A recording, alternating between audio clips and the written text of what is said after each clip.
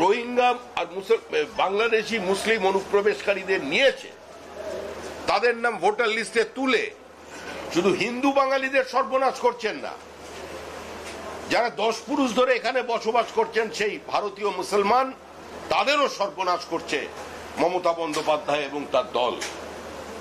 পশ্চিমবঙ্গের মানুষ সচেতন মানুষ, পশ্চিমবঙ্গের মানুষ জানে যে চিহ্নিতকরণের প্রয়োজন আছে। আমরা এর মধ্যেই 17 লক্ষ নাম আমরা নির্বাচন কমিশনকে জমা দিয়েছি এবং নির্বাচন কমিশন যেভাবে বিহারে কাজ করেছে, ভোটার বিদেশি অনুপ্রবেশকারীদের এভাবে চিহ্নিত করেছেন, কার্যত সেটা সেই চিহ্নিতকরণ পশ্চিমবঙ্গে হবে।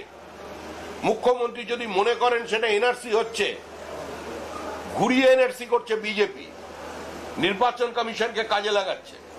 মুখ্যমন্ত্রী যদি এটা মনে করেন, তিনি মনে করতে পারেন, কিন্তু এটা হবে।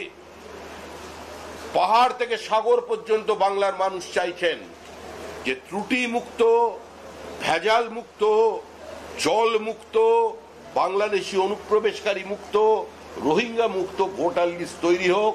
তার জন্য মানুষ আমাদের সঙ্গে আছে, আমরা চেষ্টা চালাচ্ছি।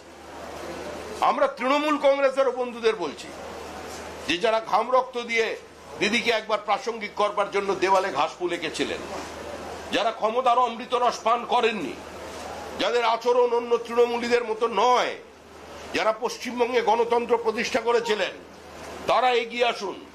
তারা আসুন।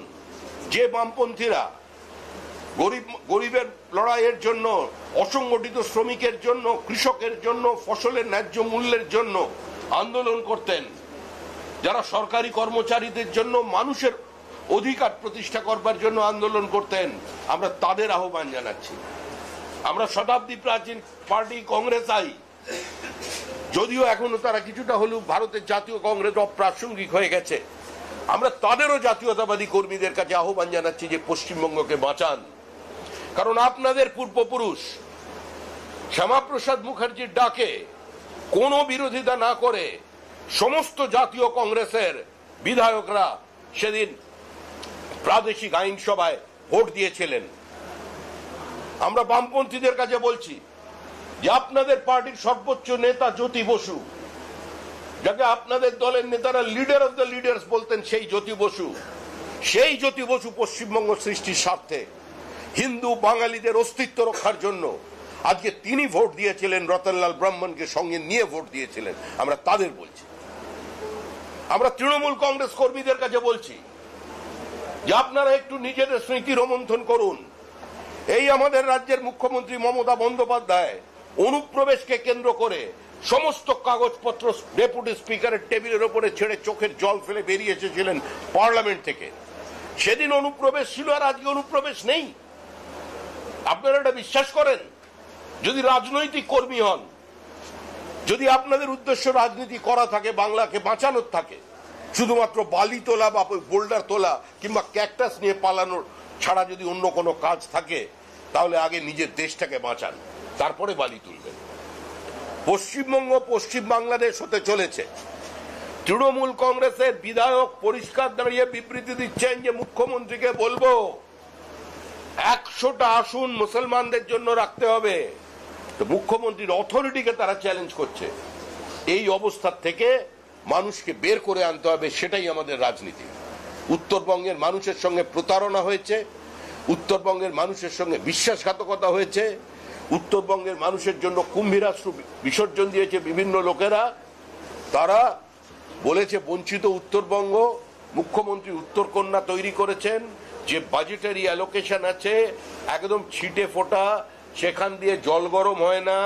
ওই বাজেটারি অ্যালোকেশনের সর্বোচ্চ একবার খরচা হয়েছিল 41% টাকা, 21 থেকে 24-এর বেশি ওখানে খরচা হয় না।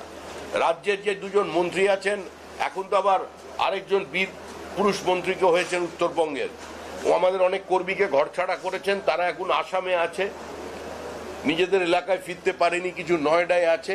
বিধানসভার আগে সবাই ফিরবে। ওনার বিদ্রোহ, ওনার বিপ্লব উনি নিয়ে থাকুন, কিন্তু একবারের জন্য বিধানসভায় দাঁড়িয়ে বলেননি যে টাকা বাজেটে ধরা হচ্ছে উত্তরবঙ্গের জন্য, তা দিয়ে উত্তরবঙ্গের কোনো মৌলিক পরিবর্তন সাধিত হবে না। না উনি বলেছেন, না আজকের যিনি মেয়র উনি তো নয় দল বদল করেছেন, পরিস্থিতির বাধ্যবাধকতায় বাঁচার জন্য তৃণমূল হয়েছেন, আর তৃণমূল হয়ে আরো উগ্র তৃণমূল হয়ে গেছে। কিন্তু যিনি জন্মলগ্নের থেকে তৃণমূল আছেন সেই গৌতম দেব আজকে মেয়র হয়েছেন, কিন্তু মেয়র সাহেবও একদিনও বলেননি যে উত্তরবঙ্গের জন্য আরেকটু বেশি কিছুর প্রয়োজন আছে।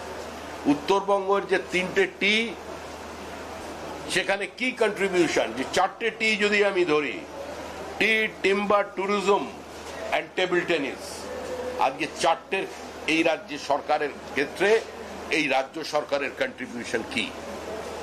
আমরা পাহাড়ের কথা বলছেন, রোজ হাওয়া তুলে দিচ্ছেন, বিজেপি রাজ্যভাগ চায়, বিজেপি গোর্খাল্যান্ড বানাতে চায়, বিজেপি উত্তরবঙ্গকে আলাদা রাজ্য করতে চায়। তাহলে আপনারা যদি সেটা চান না, তাহলে পাহাড়ের আজকেই করুণ অবস্থা কেন?